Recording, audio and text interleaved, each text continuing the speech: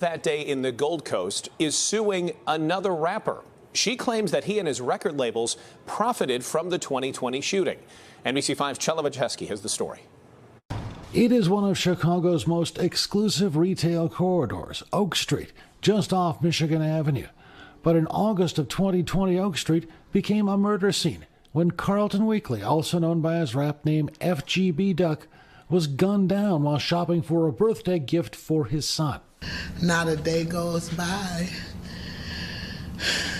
that I don't think about him. Now his family is coming forward with a lawsuit, trying to tie his murder to another Chicago rapper, Durk Banks, who goes by the name Lil Durk.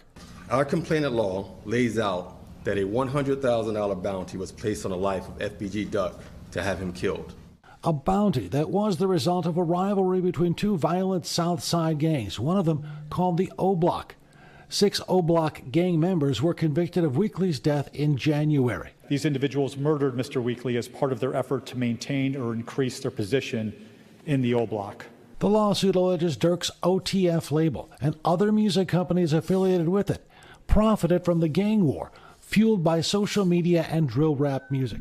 The threatening, the killing, and then the celebration of the killing and the continued killing, all on the name of profit. Attorneys say they want to send a message to the record industry. As a company, when you realize that you have a dangerous product and you pushing that dangerous product out to the public, you have a responsibility to ensure that that dangerous product does not injure or hurt or harm anyone. We reached out to the record companies involved, including the Universal Music Group, but have yet to receive a response. The lawsuit also alleges misconduct by the city of Chicago, claiming it took more than 17 minutes for Weekly to receive medical attention. On Oak Street, Charlie Wojciechowski, NBC. Yo, it's Big Ant, the spokesman, man. We back. Another edition of Urban Politicians TV. UPTV. Make sure you stay on your pivot at all times, man. Had to come tap in, and first and foremost, I do want to send condolences to the mother of FBG Duck and also King Von's mother as well. And both of these guys had kids, so their children and the mothers of their kids and their close family, close friends, childhood friends that they grew up with, that dealt with them on the day-to-day, that are still going through it with their losses, and everybody who has lost somebody on either side of this storyline or just in Chicago connected with the storyline of the gang beef out there, because even though their family members are passed away, people are still dealing with these things on the day-to-day, waking up, grieving over somebody that they lost, connected with this storyline that has a connection to a lot of people in the community of Chicago and really just all over the country as well. But most definitely to everybody out there going through it, most definitely condolences and prayers up to them. Most definitely. God bless. And I had the links in the description where you can watch this clip from NBC in Chicago in full. And I'm going to get into the write-up in just a second, as it broke into the news yesterday that FBG Duck's mother would be filing this lawsuit that is now put in place on the record labels, as y'all seen, Lil Durk and King Von's estate, the clothing store, Dolce & Gabbana, and the police on how they feel that it took too long to get there to save FBG Duck in this shoot.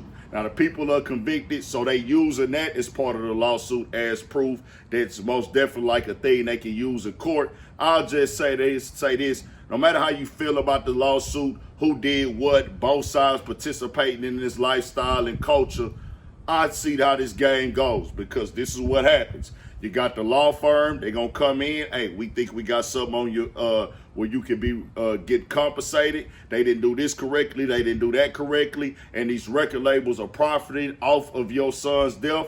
They're going to tell her, hey, well, we'll take this case for you, we'll run this case, and hey, you'll get this much money if we win, and we'll do it on the back end, and we'll get paid off the back end of it. She didn't have to come up with this money probably, if I'm thinking correctly, probably done on some pro bono type of thing. And she said, hey, what do I got to lose in the situation and everything like that? I don't know exactly. That's just me speculating on how this could happen right here. And I'll tell you like this ain't for the people that's involved living in this lifestyle.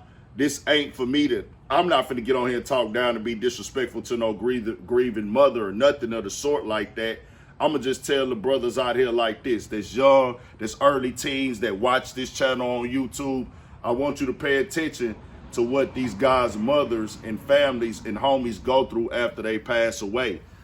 We've all listened to the music, including me. I've enjoyed the music, you know what I'm saying, over time, certain artists. Then certain times like, man, it's too much with the dissing and things like that. I don't agree with that. I wasn't raised like that, but I understand in their environment and their culture, it's a part of it. I could tell them and say, hey, man, do y'all got to do that? But they going to do what they do. They already in that water. So we not talking to them. I'm talking to that next generation that's coming up. You can see the real life after effects. You've seen both sides. You've seen the glory of it, the praise, the awareness, and with us being able to see on the internet, you see the back end of them consequences in real time.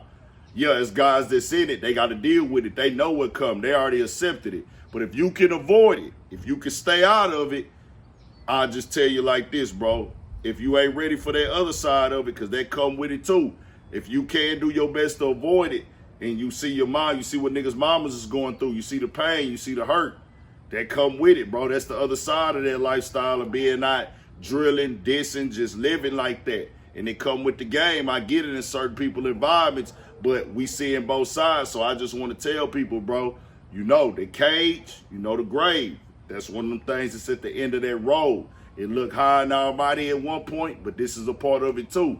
But on the write-up, it says this. The mother of FBG Duck filed an explosive lawsuit Wednesday that implicates rap superstar Lil Durk and his slain protege King Von and her son's gang-related killing in the Gold Coast. FBG Duck, whose real name is Carlton Weekly, was gunned down by a group of masked men as he waited to enter the Dolce & Gabbana store in August 2020. His girlfriend, Cashay Williams, and another man, Davon Brenton, were also wounded in the attack and named as plaintiffs in the suit. The suit further alleges that Dolce & Gabbana didn't provide adequate security, a guard at the store abandoned his post, and Chicago police officers failed to immediately attend to Duck after he was shot. He was left bleeding for 17 minutes before emergency medical crews reached him, according to the suit. Although Vaughn was fatally shot in Atlanta long before the 3-month-old block trial started last November, he was identified as a leader of the gang set and was accused of placing a bounty on Duck's head. Piggybacking largely on evidence that was laid bare at trial, the lawsuit filed in Cook County court holds that Durk's record label, Only the Family, or OTF, was a criminal enterprise itself. The label, which included Vaughn as a signee, has held contracts with the media giant Sony and other large labels, who's allegedly welcomed artists engaged in criminal activity. Now, when I look at that, I do got to say this being the thing, them filing the lawsuits and them breaking it down with the labels. I don't know for sure, and I didn't go look. I don't think King Von was signed to OTF. I think he was with Empire at that time. I know Durk is with a major label, one of the big three. So, like I say, it's one of those things. They filing lawsuits really on the companies, and Durk is going to get mentioned because he's the artist, it's the face, it's in the headlines, but it's really like not just on Durk. We going after everybody in this case. And you know, in certain situations, you got people that they can hold liable to lawsuits. You know, when you going at them top label heads like that, they got the lawyers on deck for this. They gonna say figure of speech. They gonna say freedom of speech. They gonna say entertainment. We ain't got nothing to do with that. These are narratives and storylines and things that don't pertain to us. But this is why I tell people, no matter how this play out, this is the backside consequences of these things, bro. They come with this lifestyle. They come with these decisions. Some of us are in it. I just tell y'all, bro, in our culture, y'all gonna do what y'all do. I understand that, but if you can avoid it, just do your best to. If you in it, you know you got what you got to go through. You know how you got to live already. Getting on the internet and talk about it, I can't really say nothing from a chair from y'all. I can only just tell you the real. Tell me what y'all think. We got more coming, more videos, all that. 1,000 for shit show. Stay on your pivot.